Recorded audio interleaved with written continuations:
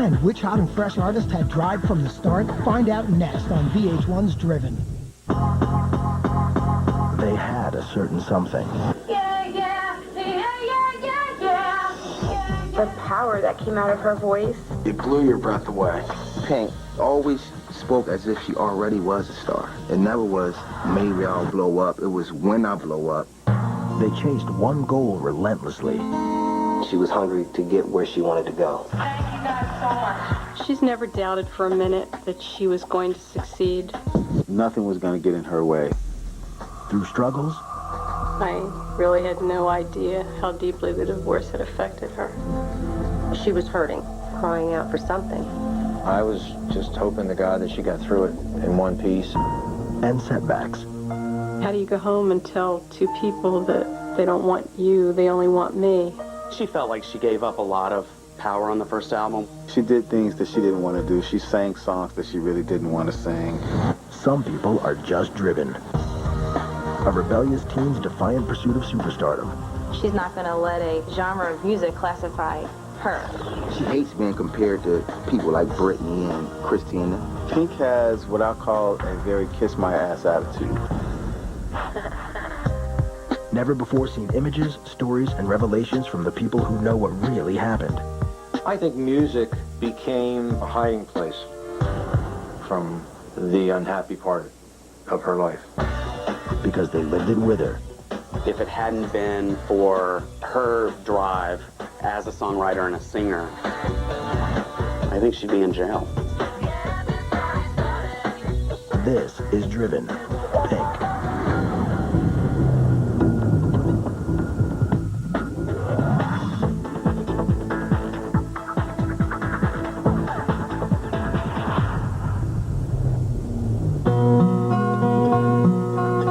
Alicia was born on September the 8th, 1979, in Elkins Park, Pennsylvania. And I love you so.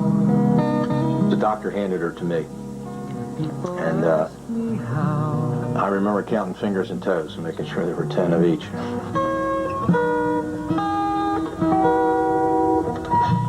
She was a healthy baby when she was born and until about 3 weeks of age. We realized very early on that she had asthma.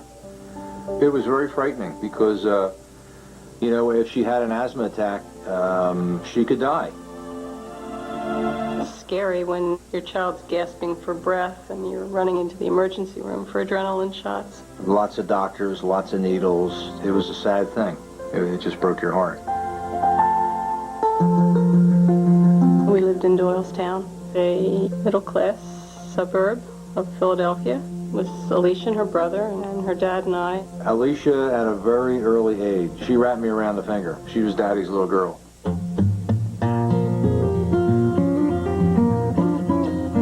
Well, they were both very close to him. He was always very involved in their activities and their life. Her dad was very active in the VVA, the Veterans Group from Vietnam. Just seeing my dad with all these guys that he was over there with, just calling each other brother, it was just cool. They'd march in the parades, Memorial Day, and Thanksgiving they would get a dinner together and feed the homeless. These people would come in off the street, and there they would be face to face.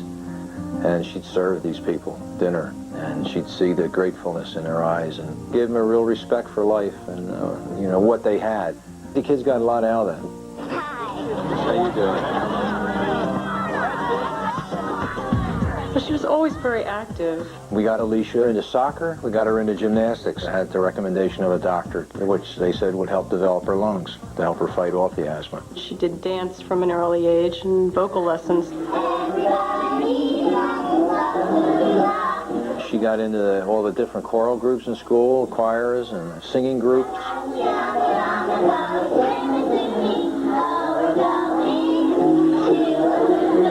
Music is where she gravitated to. My dad, as far back as I can remember, had a guitar and he used to sing songs all the time. And I was into music, and she just got into music early with me. It was a natural thing for her. And she'd grab something and pretend it was like a microphone. And we would do-wah together. Just nonstop, just singing all the time. With the karaoke machine or in the car, driving, just always singing. It used to drive me crazy. there was tension about the fact that I had to work on weekends and weren't able to do things together as a family. A lot of households are like our household was, with the parents that are disagreeing over finances or the kids. We got to a point where we didn't talk unless we argued. I mean, they were arguing all the time.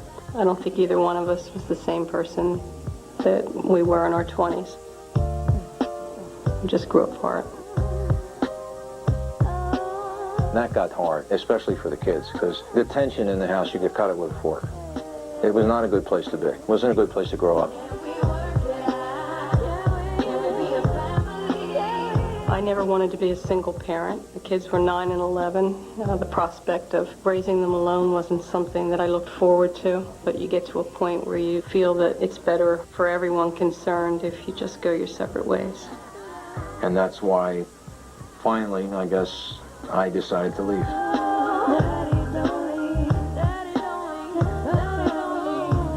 It was a very difficult day. I can still remember everybody sitting downstairs in the family room.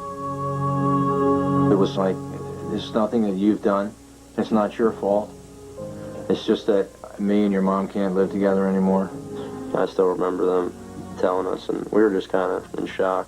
Kids just kind of looked at us with disbelief, and there's a lot of crying all around. It was a tough time for everybody.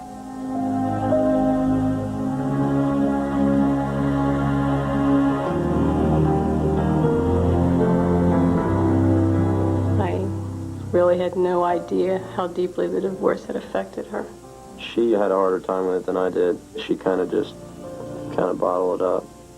I think music became for her a hiding place, and it was a place for her to get away from the arguing, to get away from the unhappy part of her life. She wanted to take vocal lessons, and I think she was about 10 when I found a vocal coach. She studied with her for the better part of a year, and then they had a recital at Germantown Academy in Philadelphia. She had a song she sang by Madonna called Oh Father. 10 years old, on stage, about 1,500 people there.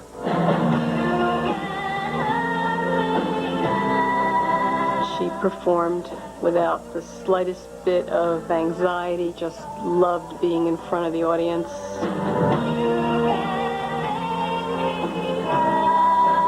She just blew them away, including me.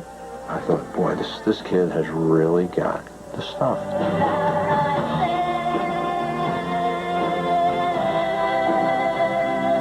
It was amazing to hear the voice come out of this little child. Right then I knew she was going to be something. She was hot.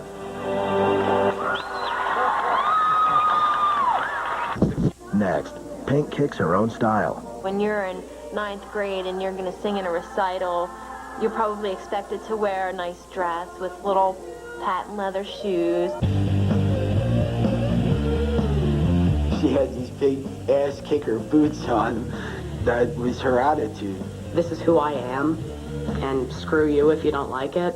Then, a teenager lives in turmoil. Her and her mom would fight all the time. She would disappear. Her father and I would be searching for her. And I was just hoping to God that she got through it in one piece. And later, Pink follows her dream to Atlanta. She signed the record contract when she was 16. She was finally seeing the path to stardom. There was no looking back. She didn't look back for a minute.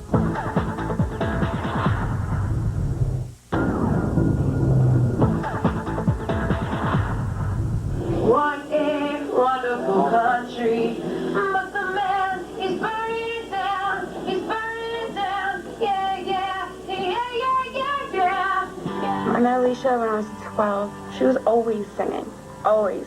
Singing in the hallways and singing in class, and teachers would be like, Alicia, be quiet. And she'd say, but I'm practicing. I'm going to be a star someday.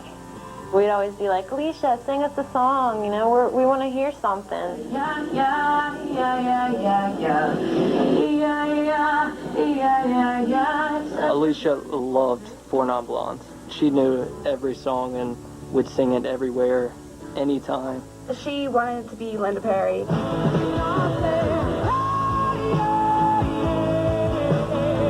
singing the solo in the school recitals, always being singled out for an extra part.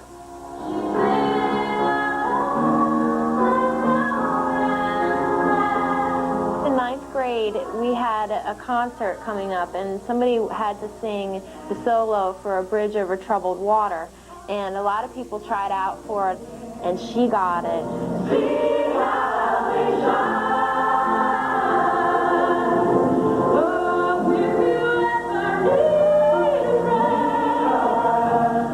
It blew your breath away.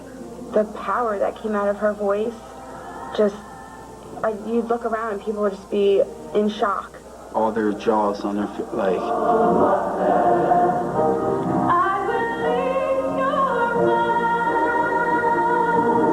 When you're in ninth grade and you're going to sing in a recital, you're probably expected to wear a nice dress with little patent leather shoes.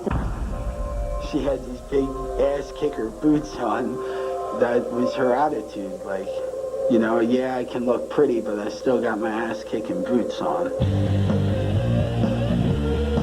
Alicia has always had an attitude. Oh, gosh. Always. I didn't ever want to piss her off because, you know, she kicked my ass or whatever. I truly don't remember her ever taking shit from anybody. I'm Alicia. I'm gonna do what I want to do. That's it. This is who I am, and screw you if you don't like it. The problems began. There was a 3 or 4 year bleak period in our lives. Her and her mom would fight all the time. They loved each other to death, but they just could not get along. We fought about school, we fought about clothes, we fought about everything. She used to get in trouble a lot at school. No teacher liked her whatsoever. She wasn't concerned with tomorrow's math test. She was more concerned with how's she gonna, you know, make it big, how's she gonna get discovered. And she'd just make up a rhyme. Be like, I'm gonna use that someday. You know, I wanna use that, and she'd write it down.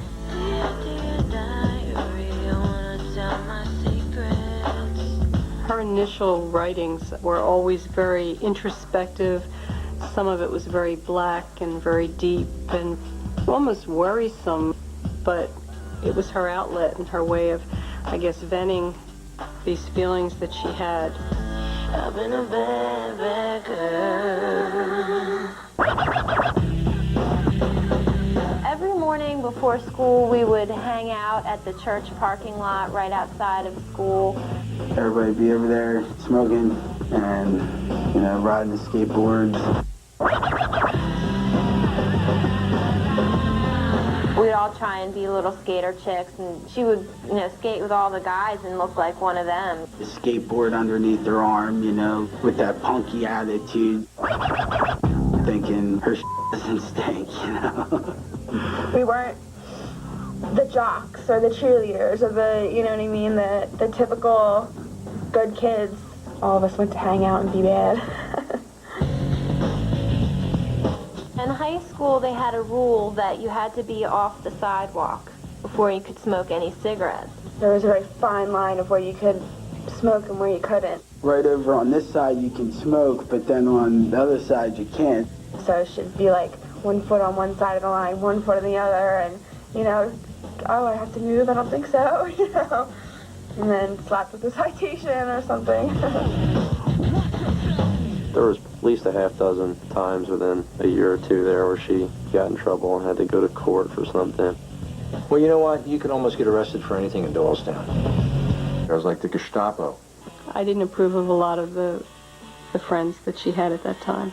Yeah, we used to cut school and just go over to her house and just hang out in her garage. Yeah, her mom wasn't too happy when she'd come home and find all these people in her house causing trouble out in the garage. They were the good old days. So we'd hit the garage door openers and garage doors would come up and all the smoke would come billowing out. Philadelphia freedom. Alicia was all about having fun. She just wanted to go out and have a good time. There wasn't any place for the kids to go, so it's no surprise to me that she ended up going to Philadelphia. She said she wanted to go to a teen club in the city. Her brother was going with her. It was like a rave type deal. It was a lot of people doing stuff that they shouldn't be doing. I was told that there was no alcohol, there were no drugs, and I believed it. So we used to go out all the time, school nights and definitely on the weekends. And when she would come to Philly, it would seem like all of those things that really bothered her, that really upset her, she would put that behind. She would go out to clubs, you know, until 5 or 6 o'clock in the morning, and she wasn't going to listen to anybody telling her that she couldn't. She would run away. We'd stay a week at one friend's house and then a week somewhere else. She would take all of her stuff, grab a sleeping bag and a pillow, and say, I don't care who finds me, I'm staying here, I'm not going back home, I can't take it anymore. She would disappear. Her father and I would be searching for her. Sometimes I found out where she was and went and got her. Sometimes I didn't. It was a very frightening time. It's difficult being a single parent, and especially a female single parent, because there's no strong male presence standing behind you saying, listen to your mother. She was way beyond herself. And I was just hoping to God that she got through it in one piece and didn't end up in a heap on a pile somewhere. And eventually I just couldn't control it, and it was tearing us apart. They were like oil and water, because they both wanted to be dominant. It was essentially, you know, if you can't follow the rules, then you're going to have to go live with your dad. That's what it came down to. Judy finally, I guess, got to the point, and Alicia got to the point where they just didn't want to live together any longer. She was hurting. You know, when you act out like that, that's yourself crying out for something. You know, you could just see it in her eyes, and she would just always say, I just don't want to talk about it. That was probably the hardest thing I've ever done. I still regret having to make that decision. I wished that I could have held out till the end instead of forcing her hand, but I don't know where we would be today if we continued to butt heads the way we were. Next, Pink rocks her first band. You could tell she was releasing something because it was so powerful. And faces the choice of a lifetime. She felt very committed to the group. She was very loyal to them. How do you go home and tell two people that they don't want you, they only want me? She didn't want to have to make that decision. Then, Alicia turns pink. And I looked at her and I said, what the hell did you do to your hair?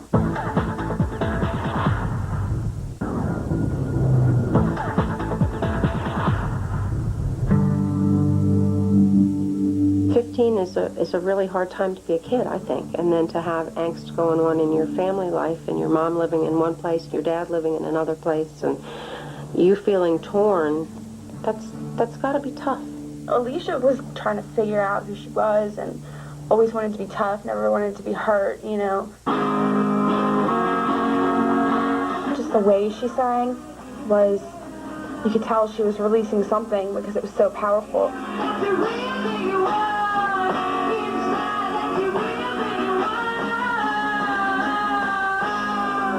I first met Alicia at a party that I went to at her house. We were up like hanging out and upstairs, and she started singing this or that, and I was just like, wow. And we told her we had a band together, and told her to come down and try out for it. Yeah, they heard her sing and they wanted her to sing in their band, and she did. Alicia joined the band, and we were called Middle Ground.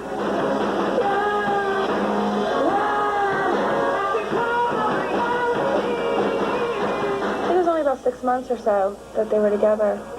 She loved it. Anything she could do to like sing and be in front of people, and any people to hear her sing.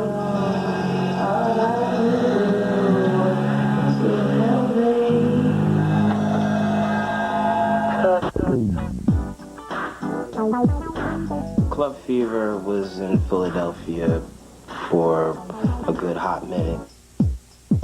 It was it was an underground club, basically in a basement, mostly all black. It was Thanksgiving '95, and we all went down to Fever, and that night she went into the little hip-hop room where the DJ was spinning and there was people rapping. Scratch and some of those guys had an open mic. She got up and grabbed the mic. The next thing I know, she starts singing a song by Mary J. Blige. So I'm watching, and then the crowd is like, boo, boo, boo. And then the boos started to simmer down. And then next thing I know, everybody's actually starting to bob their head. They saw real quick that she was something to watch and something to listen to. Oh, wait a minute, that girl can sing. That girl good, that girl good. The DJ started letting her sing every weekend. One night there was this lady there and went, wow, who's this kid? She knew these two guys that had a girl group. They were looking for a third person. And our managers were like, yeah, guess what? You know, we found this girl in Philly, and look, what's she like? Can she sing? And they're like, she can sing. That we don't have to worry about. As a matter of fact, she'll probably teach you a couple things. 3 white girls singing black R&B. That was the initial concept for the group choice.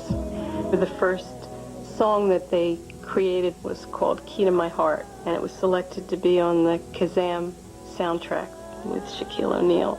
She came around everybody with a tape recorder. Listen to my song, it's gonna be on the radio.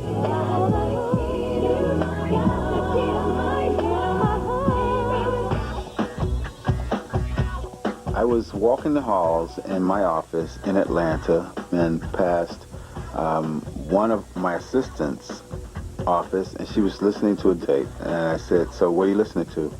When I showed him the photograph of the 3 white girls, he said, who's this? And I said, you're listening to them on tape. And he was like, there's no way. That's a black R&B group. I said, no, it's not. That's Choice right there in your hand. And he was shocked. This is on a Monday. I said, see if you can get them to Atlanta by Thursday. So we flew out there, and I remember going up to his office, and it was pretty exciting. So the 3 girls walk into my conference room and start to perform. 3 lines into one of the songs, that was the first song we did, 3 lines into it, they started clapping. Like they couldn't believe it. And they, after we were done, Ellie Reed was just like, where do I sign? are you serious? We have a record deal? She signed the record contract when she was 16. Wow, look what you did. You got a record deal, wow. Our parents had to co-sign because we weren't even 18, and so it was a big deal. I never seen her so excited. She was finally seeing the path to stardom, seeing how she was going to finally get in there like she's always dreamed of. After the contract was signed and she needed the time to work on the music, it didn't make much sense to force the issue for her to stay in school. She wanted to be famous, she wanted to sing, and school didn't really get you there. The day she left, they had a limo pick her up. I was glad that she was leaving some of the influences that she had had in Doylestown. It was like the beginning of this incredible new life, It was like amazing. There was no looking back. She didn't look back for a minute. After she moved to Atlanta, the record company set them up in a beautiful 3-bedroom split-level home in a residential area. Well, we definitely had a lot of fun in that house. They were friends. They were like sisters. They needed each other in that way. They were working all the time. They were growing musically. We were always together. We were always singing. Her passion was kind of contagious. Alicia, she did the bulk of the work. She wanted it to be right. She wanted to stay there all night to get it right. We come home and I just want to crash. I'd go watch a movie or whatever, make dinner, and she'd be upstairs writing a song. She was always right there, just leading the way.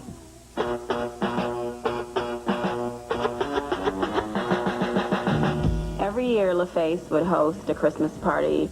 They decided to make choice the entertainment. And so they get up and they start to perform.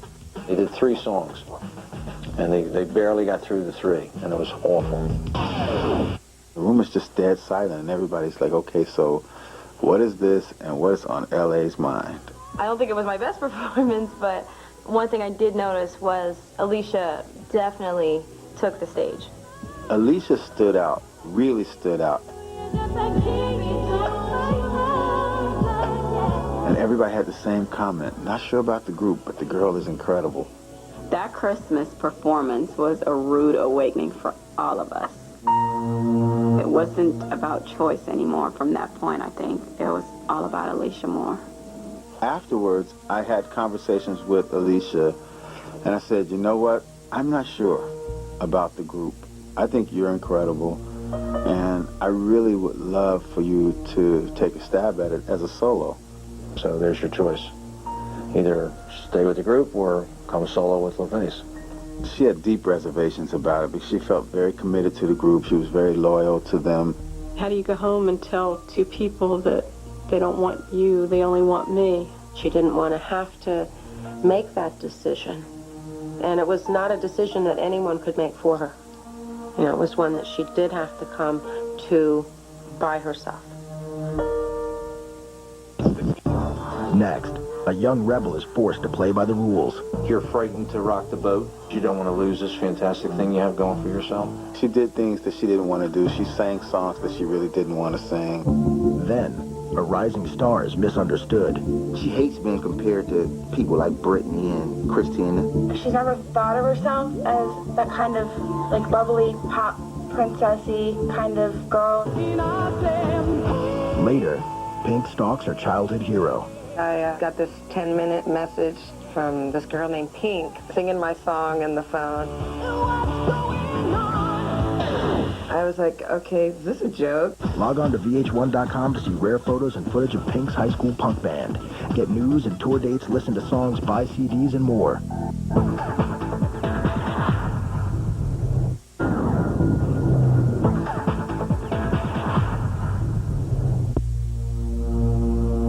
Choice pursued their dream as a group for the last 2.5 years.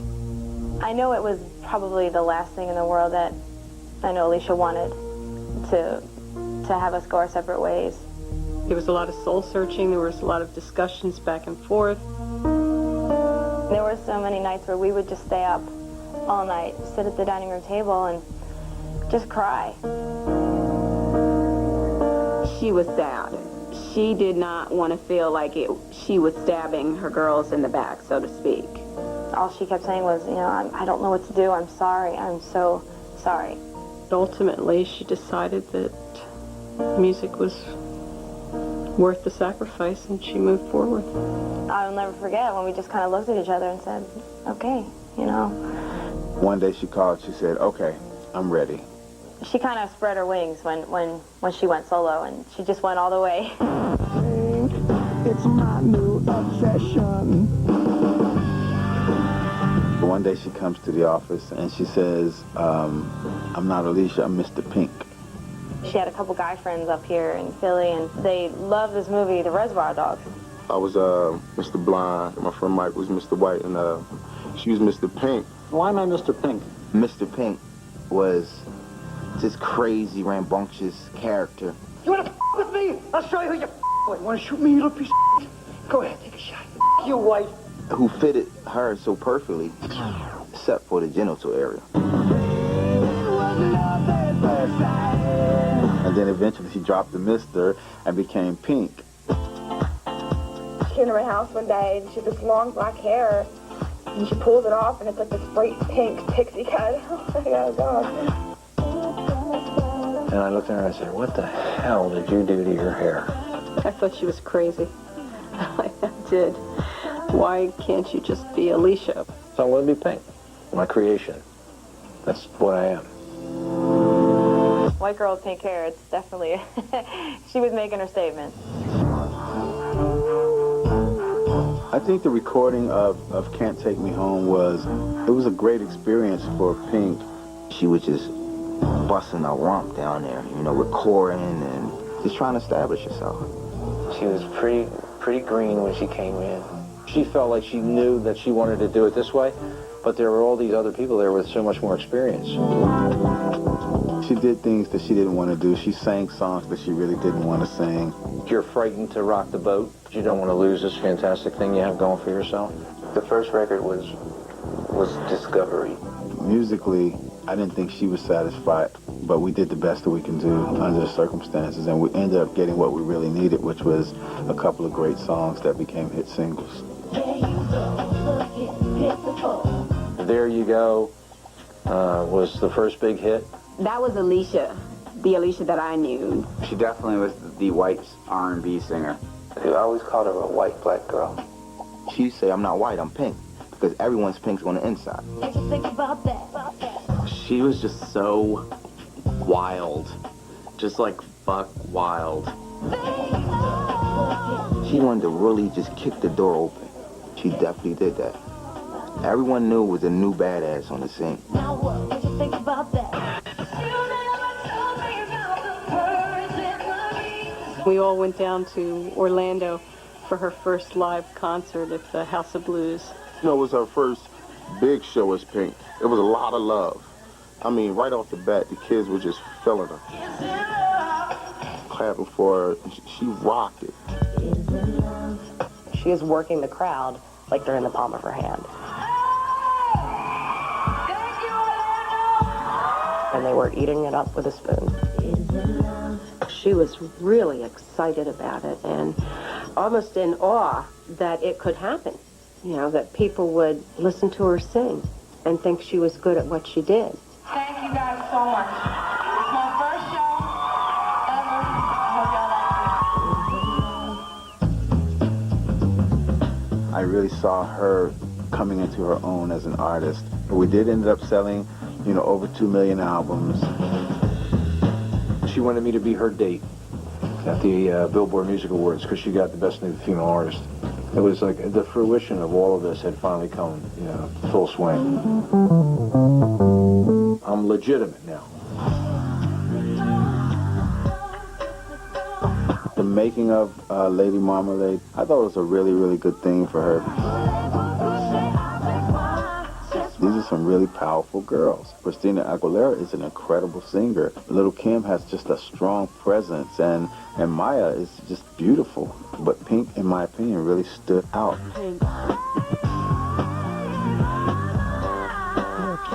She was very determined to make sure that she was heard, and heard loudly.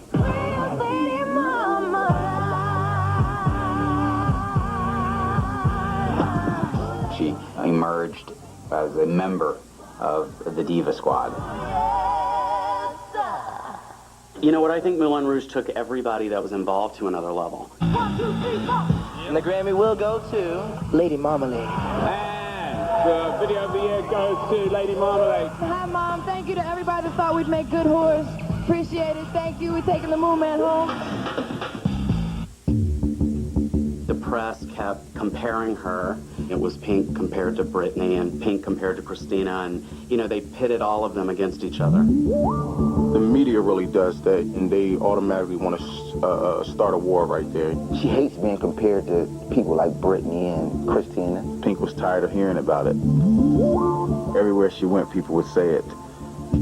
She's never thought of herself as that kind of, like, bubbly, pop, princessy kind of girl, and I don't think she wants to be stereotyped as that. She wanted to be the black sheep of that. She wanted to show and prove also that she wasn't a gimmick. This microwave singer, you pop it in today, you pop it out today. She's not going to let a genre of music classify her. The first album, you know, although it was good music and it did its thing and certainly established her, it was sort of like her personality shoved into the marketing strategy. And that's death, I think, for her. Next, the anti-pop star shows her true colors. She was determined to do it more her way on the second project. And everyone thought she was crazy. She was taking quite a risk, and so was the label. Then, Pink paints a family portrait. I remember listening to the CD and going, oh my God, has her mom heard this yet? Mama was a lunatic. Mama was a lunatic. We had some long conversations after that.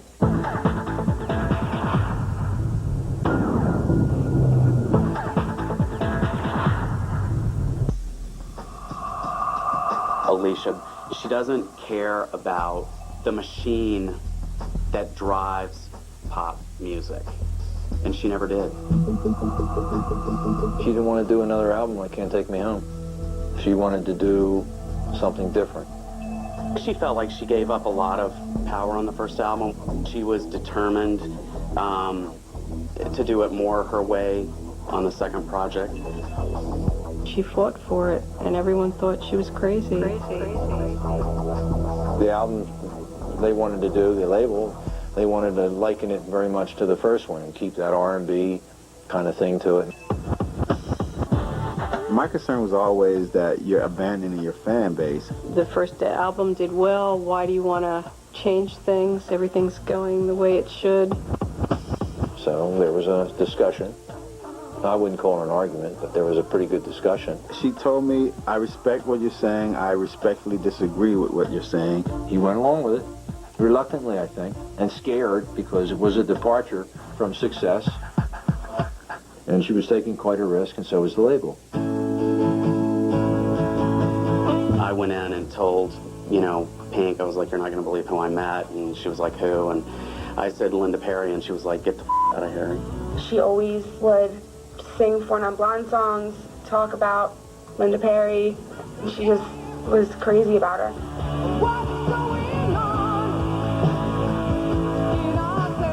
I got this 10-minute message, really loud. I had to hold the phone all the way back here, from this girl named Pink that's screaming, singing my song in the phone. Pink was just like, oh my God, I can't believe it's you. I really want to work with you. I've been looking for you. I want you to write a song with me. I was like, okay, is this a joke? The minute I heard that she was going to be working with Linda Perry, I just said she's found her match. That's exactly what she wants. I just went to the piano and I started playing this song. I said, describe your mood. Tell me what you're feeling right now. I can remember the very first time I cried. And she was like, just like that? And I'm like, yeah. It was an effortless pairing. And I know that Pink was completely in heaven. Working with Linda, that was like magic right there. There was definitely something special happening because it was turning into an album.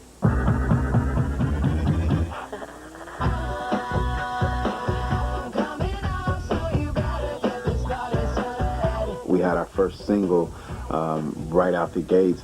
Get the Party Started. I had written that song prior to meeting her, and I'm like, I think I wrote a hit, and it's so not me. I don't know what I'm going to do with this song, and as soon as she started singing it, I was just like, perfect. It hit that worldwide tempo. It's a trendy, cool, alternative coming of the anti-pop star. The thing about Misunderstood is that lyrically it's a brilliant record, and Pink, she wrote most, if not all, the lyrics on the record. She wanted people to hear what she had to say. LA told me, you'll be a pop star. All you have to change is everything you are. And I absolutely did not say that to her. But she was poking fun at me. being compared to damn Britney Spears. And I think she does prove a point here. You can be a pop star and have a brain and have some creativity and have some depth and have some feelings and not be afraid to bear those feelings. Almost every other track besides Get the Party Started is a kind of a soulful exposure of her personality and the thoughts that are in her head. It's her life. It's like her in song. Once I fed the homeless, I'll never forget. hard on Misunderstood. She let it all out. It was like blood, sweat, and tears on that album. I remember listening to the CD and going, oh my God, has her mom heard this yet? Mama was a lunatic. Mama was a lunatic. She liked to push my buttons. We had some long conversations after that. Mama, please stop crying. I can't stand the sound. Family Portrait, to listen to that was difficult. It sounded like a very sad little girl. It leaves you thinking, like, what really went on inside that house, you know? It ain't easy growing up in World War III. Never know what love could be. I never realized until I listened to that song and listened to all the words just how much the divorce had affected her. I actually feel that she was a lot happier after she did that song. It's like she got something off her chest, you know, something major. It opened up dialogue for us, and I'm just grateful that we've had an opportunity to rebuild some of our bridges. It was a very, very wonderful feeling when that album went platinum, the second album. Anytime an artist puts that kind of love into their music, it's always successful. She's no longer in a box. She's not the teen pop girl anymore. I believe that now she's paved the way to do anything musically. She reintroduced herself. She's saying, hey, you thought I was like this? No, you were misunderstood. This Alicia now is more of herself than she was when she first came out. She's like, you know what, Eric? The only thing that's really changed is that now instead of making fun of the people we went to high school, junior high with, I'm just going to make fun of the celebrities. She's never what people expect her to be, you know, or what society thinks she should be. It's really reminiscent of things that you've seen Madonna do, that, you know, driving force of being controversial. I don't think Alicia would have been satisfied with anything but where she is right now.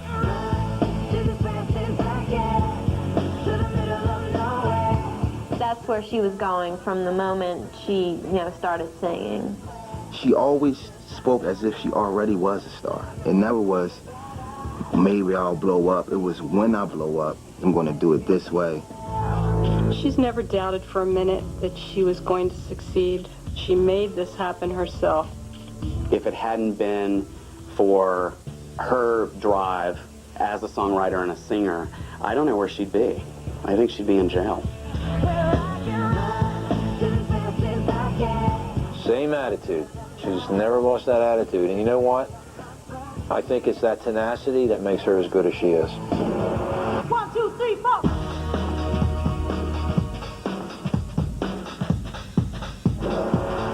That's Alicia. That's Pink.